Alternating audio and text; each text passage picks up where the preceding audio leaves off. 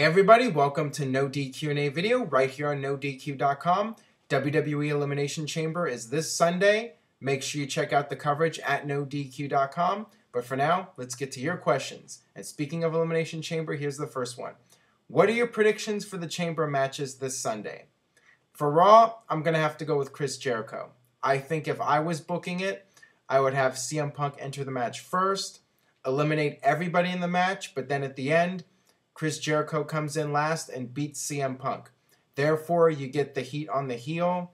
Chris Jericho can come out on Raw and brag about how he beat the best in the world and he's really the best at what he does. And it just naturally sets up your rematch for WrestleMania 28. Now, as far as SmackDown goes, with Randy Orton out due to injury, I would just go with Daniel Bryan. I would have him retain the title, let him actually get a big win for once, and then put him in there with Sheamus at WrestleMania 28. Maybe even throw Orton in there. I'm not sure if WWE is going to want to have Orton in the Money in the Bank. So if that's the case, I think a triple threat match would be fine. So that's my predictions. But things could change the day of the show with WWE, so you never really know. I love to root for Christian as a face or heel. Sadly, I don't see him getting another babyface run as world champion. Do you think they could give him a nice long run as a babyface with one of the mid-card titles to make those titles mean something?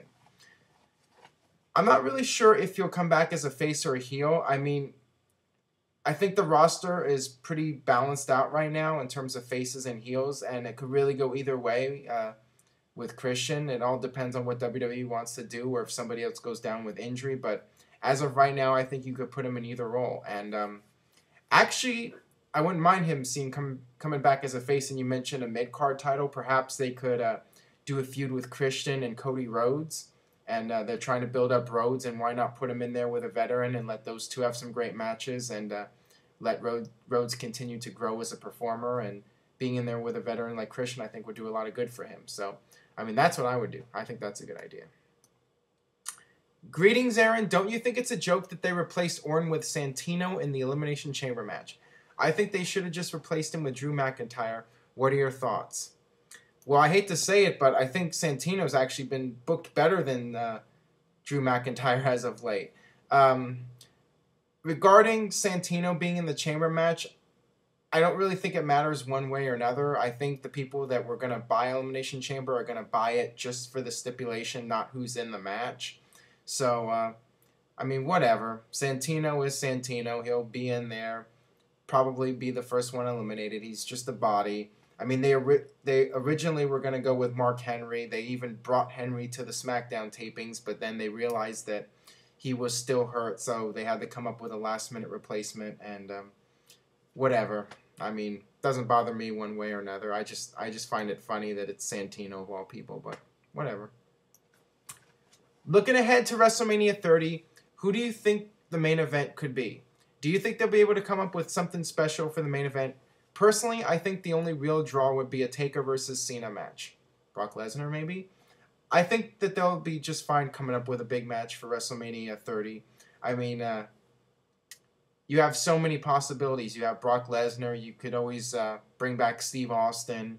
And if Undertaker's still wrestling, you can do Undertaker versus Cena. The Rock, I'm sure, will still be around. So there's a lot of possibilities, and I think they'll be just fine for WrestleMania 30. But one WrestleMania at a time. Hey Aaron, nice videos. Is it possible for Shawn Michaels to enter the match between Undertaker and Triple H to make it a triple threat match? I get this question asked so many times. If you saw on Raw, Shawn Michaels was pale, his muscles weren't very defined.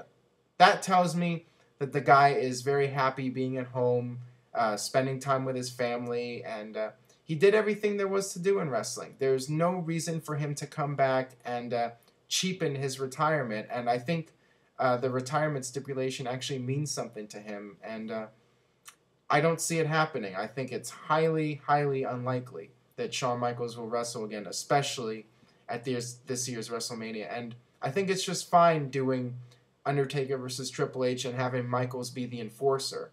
Is Michaels going to help his best friend, or is he going to help the guy that ended his career? I think that's a good storyline, and that's the way they should go.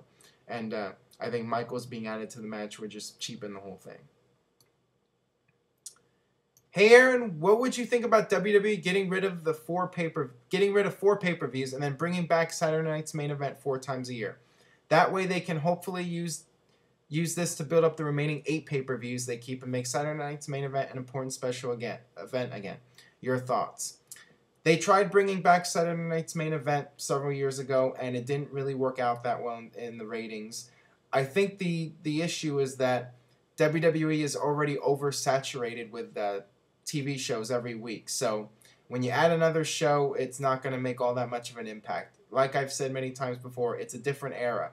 Saturday Night's Main Event was back in an era where there was not that many pay-per-views, and you didn't have a weekly major show like Monday Night Raw. So it just wouldn't work in today's wrestling era. And although I do think they should try to cut down the pay-per-views a little bit, but I think that issue is with the booking more than anything else, because even if you cut down the pay-per-views, if you don't build up the pay-per-views properly and make them something special, people still aren't going to buy them, whether there's 12 or whether there's 8. That's just my opinion there. Since WrestleMania 29 is in MetLife Stadium, do you see WWE having WrestleMania 30 in Madison Square Garden like they do every 10 years, making New York have 2 WrestleManias in a row? That is a really good question. I think with WWE, they don't want to do WrestleMania in the small arenas anymore. It's become a stadium show.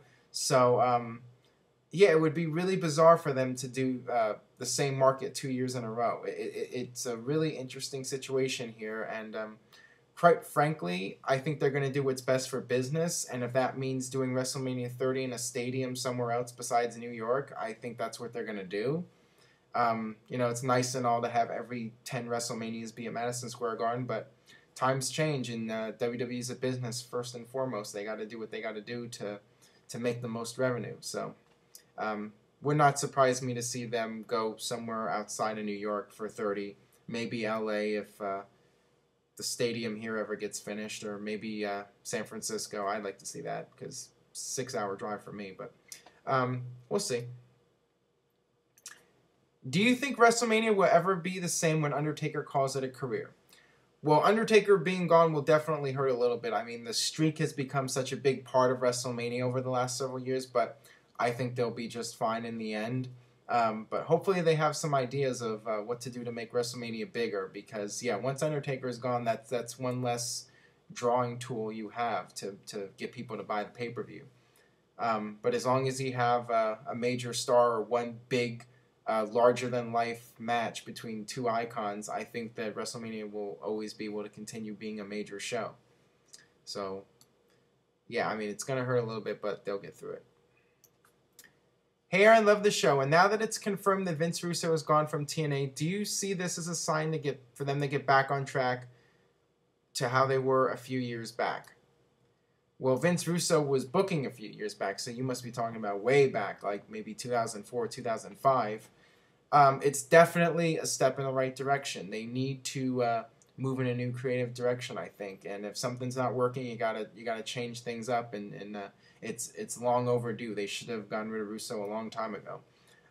They probably should not have brought him in to begin with, but they did, and they paid for it. Now they got to try to fix things, and we'll see where it goes from here. But it's definitely a positive, and they also need to get out of Orlando, as I've mentioned before. But all these problems aren't going to be fixed overnight. It's a long-term process for TNA, and they got to just have a game plan for the next year or so and say, hey, we're at point A right now. We want to be at point B next year, and we got to slowly get to where we need to be. So we'll see.